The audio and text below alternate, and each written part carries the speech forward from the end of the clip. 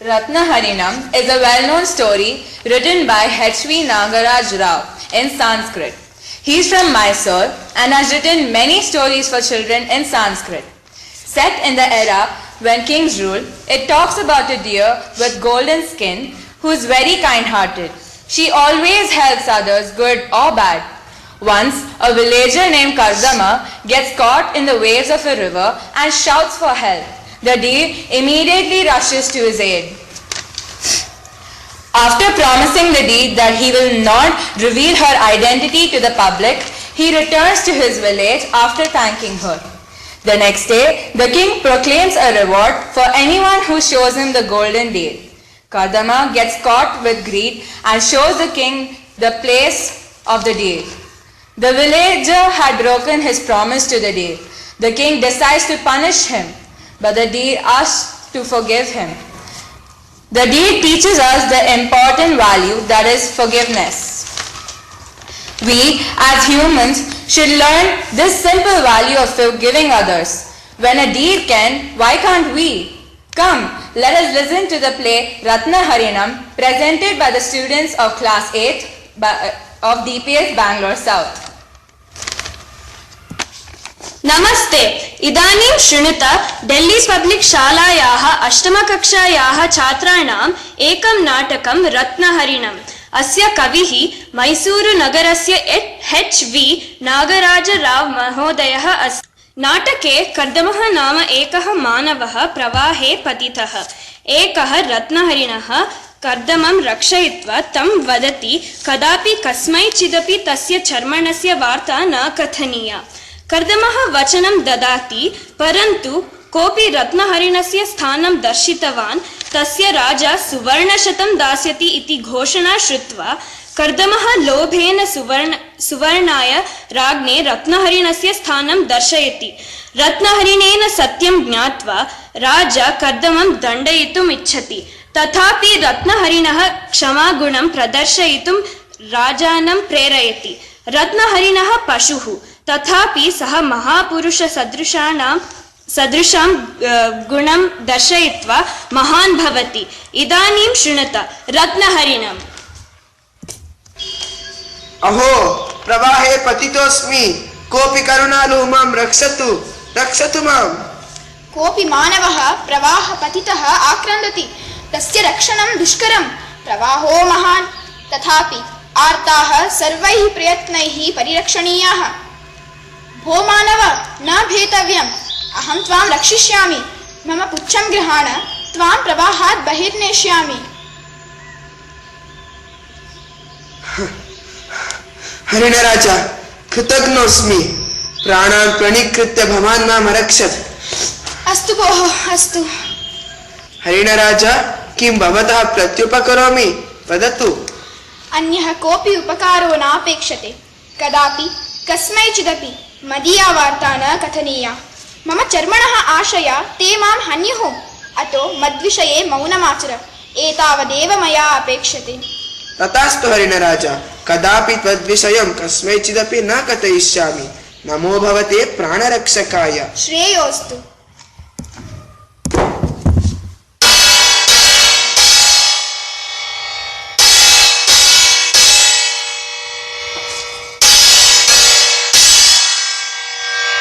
श्रूयतां श्रूयताम्, अस्माकं राज्ञो भार्या सत्यस्वप्ना स्वप्ने कञ्चन अद्भुतं हरिणं दृष्टवती।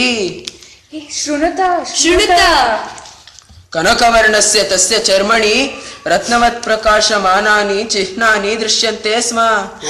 किं महदाश्चर्यम्। तादृशं हरिणं दृष्टवान् कोऽपि तस्य स्थानं दर्शयिष्यति चेत् राजा तस्मै सुवर्णशतं प्रदास्यति। सुवर्णशतम्? आम्, सुवर्णशतं। श्रूयताम् श्रूयताम्,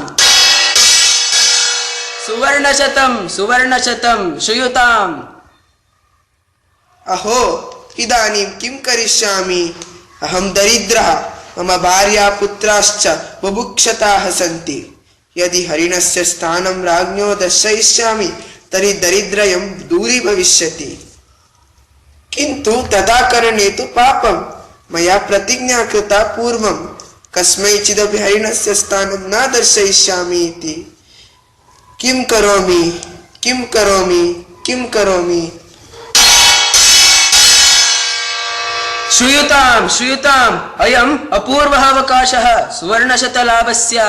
कोऽपि दर्शयतु रत्नहरिणस्य स्थानं, प्राप्नोतु सुवर्णशतम्। भवतु सुखी यावज्जीवम्। श्रूयताम् श्रूयताम्। अयि भो, भवान् मां राज्ञः समीपे नयतु, स्वर्णशतं दापयतु, अहं रत्नहरिणस्य स्थानं दर्शयिष्यामि। महनीय, आगच्छतु भवान्। किन्तु यदि भवतो वाक्यं मिथ्या तर्हि राजा दण्डयिष्यति। मम भयं नास्ति, जानामि रत्नहरिणस्य स्थानं, दर्शयिष्यामि, नयतु मां राज्ञः समीपम्। आगच्छतु भवान्, इतः इतः। अद्य मे लक्ष्मी प्रसन्ना। महाराजा, इतः आगच्छतु, समीपे एव वर्तते रत्नहरिणस्य स्थानम्। आगच्छामि। भटाः अनुसरन्तु मां, जालं सज्जीकुर्वन्तु। यदि हरिणो जीवसहितो न गृह्येत् तर्हि बाणैः विद्यन्तु, तस्य चर्म राज्ञी पश्यतु। यदा ज्ञापयति महाराजः। महाराजा, पश्यतु भवान्, अत्र वृक्षस्य छायायां हरिणः तिष्ठति। आम्, स एव कनकवर्णो रत्नहरिणः। भटाः गृह्णन्तु तम्। अहो, महती आपदुपस्थिता, यदि धावामि तर्हि बाणैः विद्यन्ते। निष्करुणाः खलु मानवाः, एतैः मम स्थानं कथं ज्ञातम्? अहो, अत्र दृश्यते मानवः, यस्य मया प्राणाः रक्षिताः। स एव मम स्थानं दर्शितवान्। कृतज्ञाः खलु मानवाः। भटाः सुष्ठु कृतं, ग्रहीतो हरिणः, तं नेष्यामः स्वनगरम्। राजन्, क्षणं तिष्ठ। अनेन मानवेन मम स्थानं दर्शितं खलु? तेन मम स्थानं कथं ज्ञातं? मया तस्य कृते किं कृतमिति पृच्छ, ततो मां नेष्यसि। आश्चर्यं, हरिणस्य मुखे मानुषी वाक्। कोऽपि अयं महात्मा हरिणरूपेण वसति, तदादेशं करिष्यामि। भोः ब्रूहि, कथं त्वया अस्य हरिणस्य स्थानं ज्ञातम्? अनेन तव कृते किं कृतम्? महाराज, अहं कदाचित् नदी प्रवाहे पतितः, कोऽपि मां रक्षतु इति उच्चैः आक्रन्दं कृतवान्। तदा अयं हरिणः सप्राणान् पणीकृत्य प्रवाहम् अवगाम्य माम् अरक्षत्। तथा तव प्राणान् रक्षितवन्तं हरिणं त्वं ग्राहितुं सिद्धोऽसि? किं ते लज्जा नास्ति? कस्मादेवं कृतज्ञता दर्शिता? महाराज, दरिद्रोऽहं सुवर्णशतशया एव कृतवान्। रत्नहरिण, क्षमस्व मां। मम प्रजासु एतादृशाः कृतज्ञाः सन्ति इति मया न ज्ञातम्। अयं तीव्रं दण्डम् अर्हति। त्वमेव वद, अस्य कं दण्डं दास्यामि? यदि अनुमन्यसे तर्हि शूलम् आरोपयिष्यामि एनं कृतज्ञम्। हा, हतोऽस्मि वित्ताशाय। राजन्, कोपं त्यज।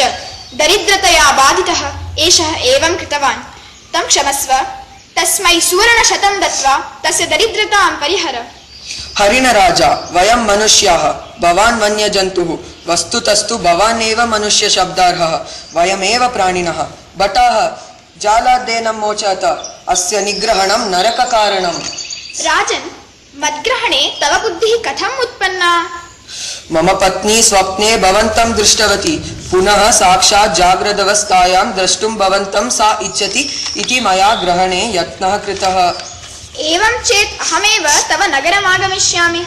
आतृप्तेः सा मां पश्यतु, ततोऽहं स्वस्थानम् आगमिष्यामि। महान् प्रमोदः रत्नहरिण, किं ते भूयः प्रियं करोमि? प्रजाः करुणया रक्ष, न्यायं धर्मं च परिपालय। तव राज्ये प्राणिनां हिंसा यथा न भवेत् तथा शासनं कुरु। अनुग्रहीतोऽस्मि, यथा त्वयोक्तं तथा सर्वं करिष्यामि।